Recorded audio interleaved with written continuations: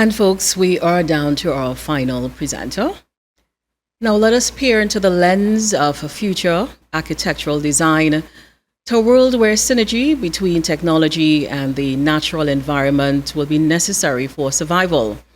To explain this marvelous balancing act is a registered professional mechanical engineer in Trinidad and Tobago for over 20 years and only the fifth person to be accredited as lead AP in the Caribbean. He's an advocate for green building awareness and a founder of the Trinidad and Tobago Green Building Council. He has served on several national committees in Trinidad and Tobago, which include the National Building Code, Ministry of Energy ESCO Committee, and as the chairman of the Trinidad and Tobago Technical Working Group for the Caribbean Regional Energy Efficiency Building Code. To speak with us today, please let's welcome Mr. Devanand Ragbir. Hi, good morning. Welcome to our Upper River program, Green Fund and WASA initiative. I offer special greetings to the Ministry of Public Utilities officials and all present in the conference. Today, I would like to present on behalf of Trinidad and Tobago Green Building Council, TTGBC, Sustainable Buildings. My name is Devanand Ragbir. I'm a lead AP and a mechanical engineer.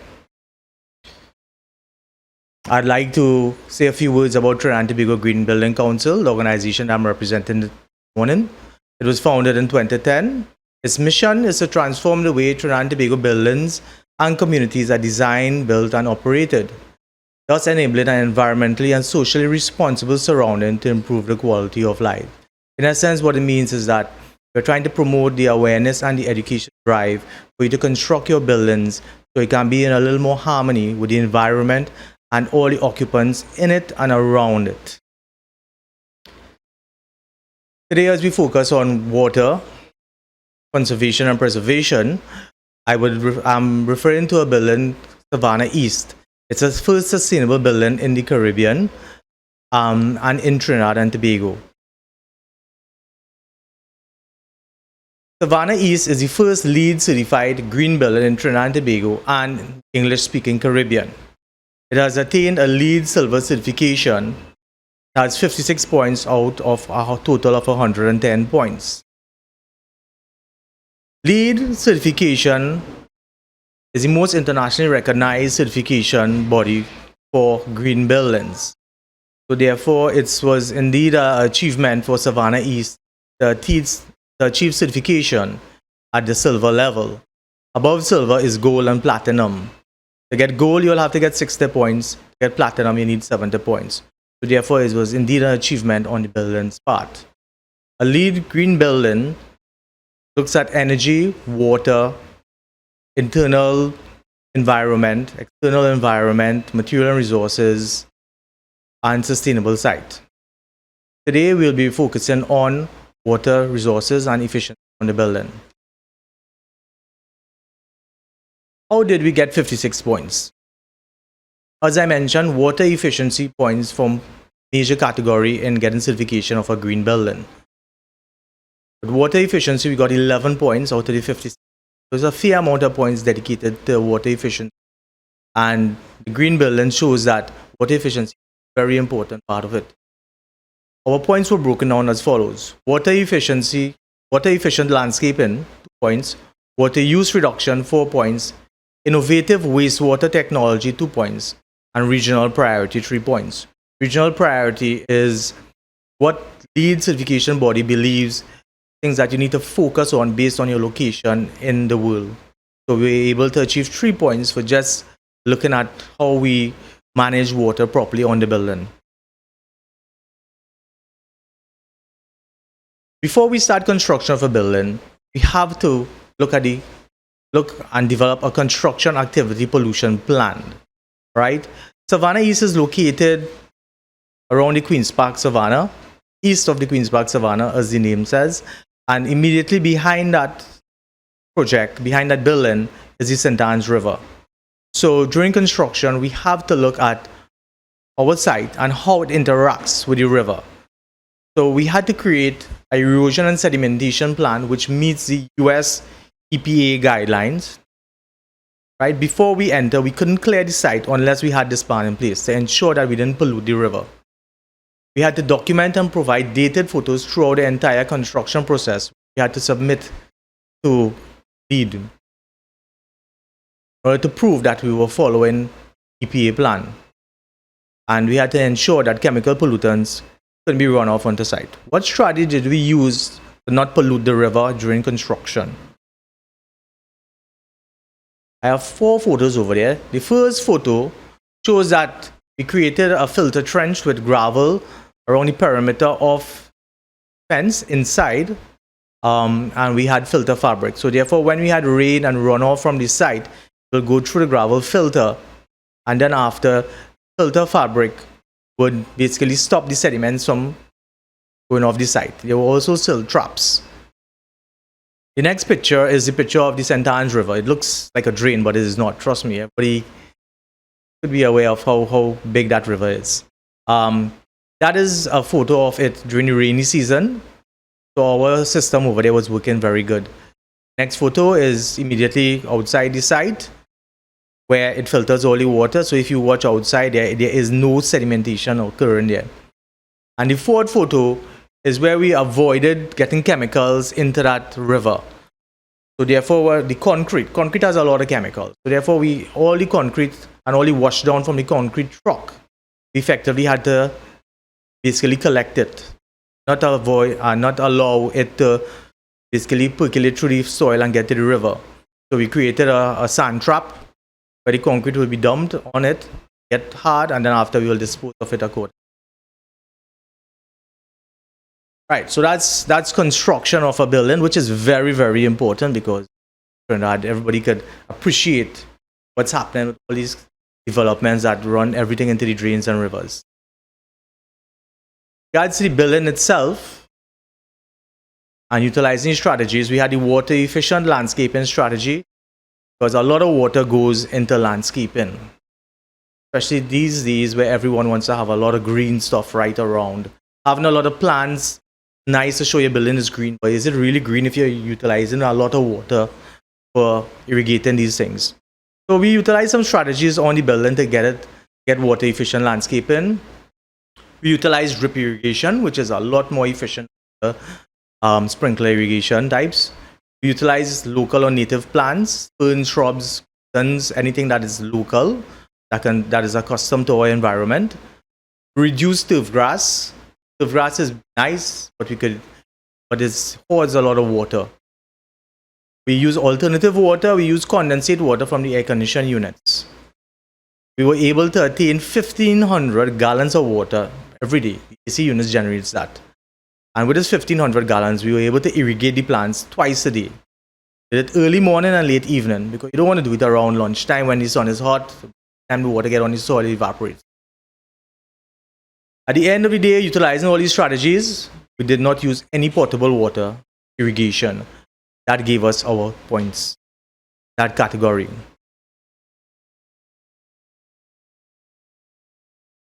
Photos there. First photo is actually a vertical green wall with plants on it. As you enter the Savannah East building, you're welcome with this plants on the wall. Condensate water runs all the nutrition through the filter behind that vertical wall. On the roof, you'll see some grass, turf grass. So we did not put the whole entire roof with turf grass. We utilize it sensibly so it will look good. And the third photo is the shrubs that we utilize on the roof. All the plants are local, they're custom to the environment, can withstand the dry season with minimal amount of. So selection of plants is very important when we are looking at a green landscape around a building or your.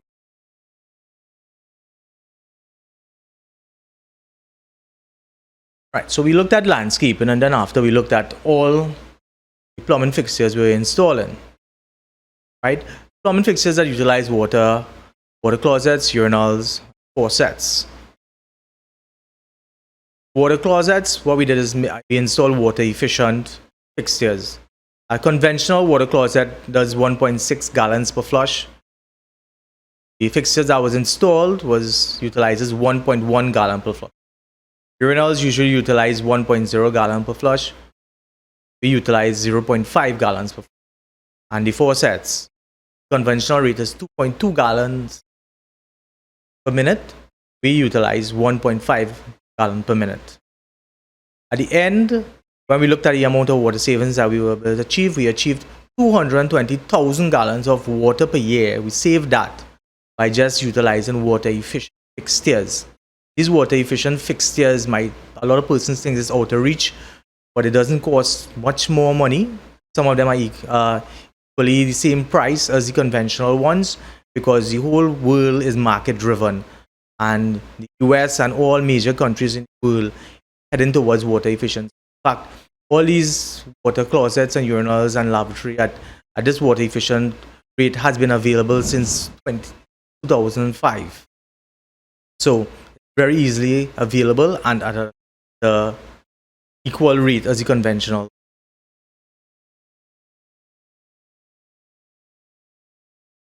Two photos, faucet, the toilet. Exactly the same thing that you will see if you go in any commercial building. It's nothing fancy, it's just the technology behind it, right? The faucet, in order to reduce the amount of water to 0.5 GPM, all we did was install aerators in the outflow of the faucet. An aerator is a small little device that basically puts more air into the water that's coming out, and it restricts the amount of water that comes out, right? Aerator costs an incredible amount of money, costed around maybe 40 TT for one. So very cheap.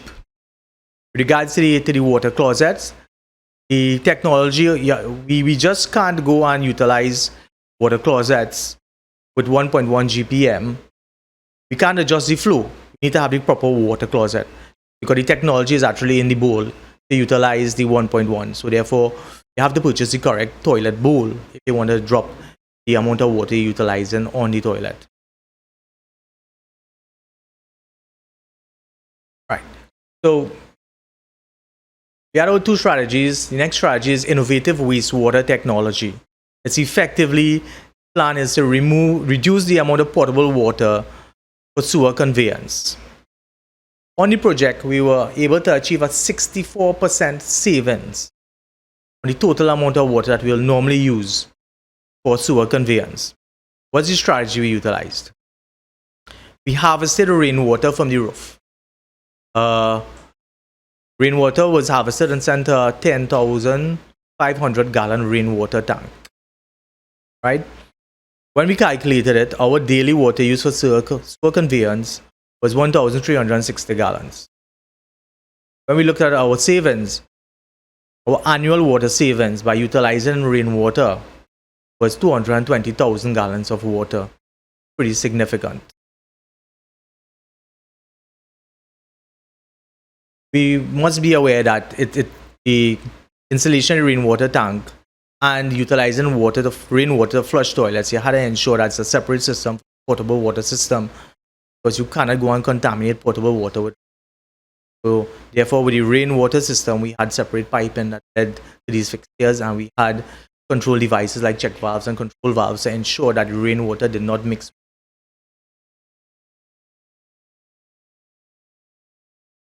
Right. So we were able to achieve significant amount of savings overall with water efficiency. So constructed the building, ensuring that we didn't pollute the river. We installed all the proper fixtures. We used proper landscaping strategies to save water. We delivered a building that was water efficient. Now, part of things that a lot of persons forget is that if we deliver a building that's water efficient, it has to operate efficiently. So therefore, metering and sub-metering was installed to make sure we measure the amount of water you utilize on the building. And if there are issues where one floor find that you're utilizing too much water, you would have to work out with a plan to respond to that.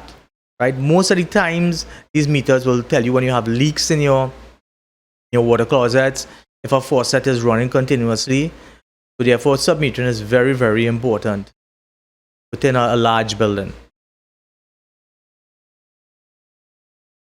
So Savannah East is a commercial building. It's 7 stories high, mainly office space.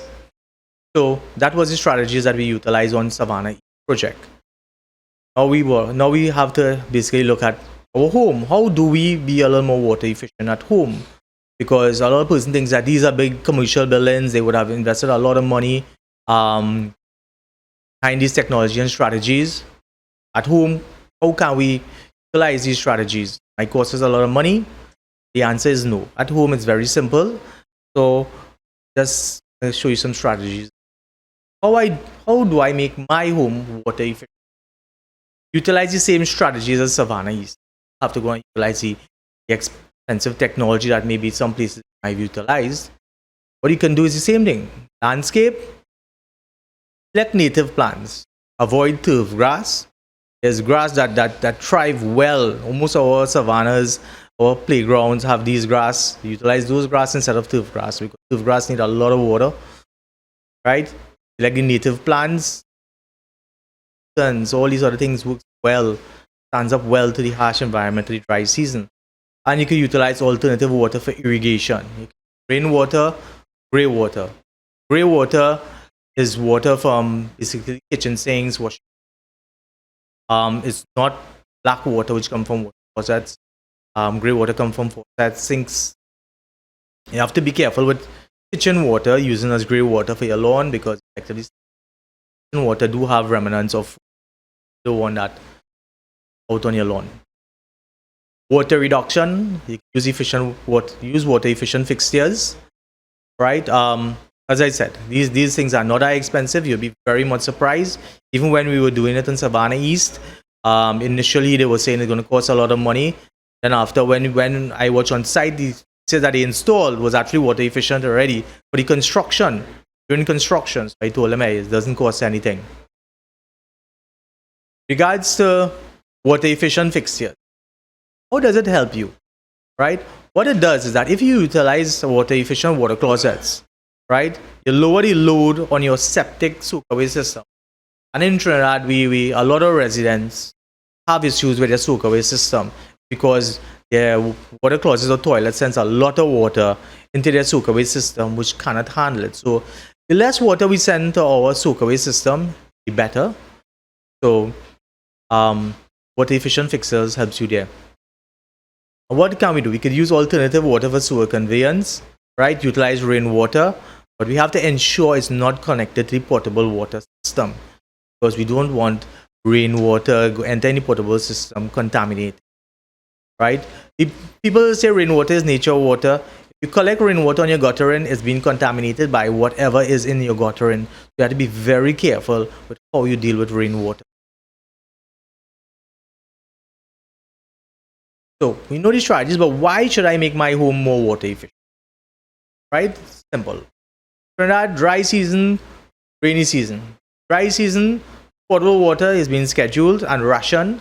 So less potable water used means that we have more in storage to last a long period. It's that simple. Right? You use water efficient fixtures. Again, efficient fixture means less load for your soakaway to handle. So that helps you out. Yeah. Harvest rainwater. Right? You can use the water. You can use harvested rainwater for landscaping, for gardening. Right? Because landscaping, as I said, do take a lot of water for people who have irrigation. And then obviously you lower your water bill. And there is a personal responsibility to save water. So effectively, water conservation is life preservation. At TGBC, we promote water conservation amongst with energy efficiency and selection of sites. We welcome this initiative by WASA and the Green Fund on Adopt a River because rivers is what provide all fresh water for us to live and for buildings to operate. So I thank you very much for giving me the opportunity to present on behalf of the TGBC on the strategies we utilize at Savannah East, for sharing some information on how well it performed and how you can be a little more water efficient at home. Thank you so very much for sharing all these innovative ideas, Mr. Ragbir.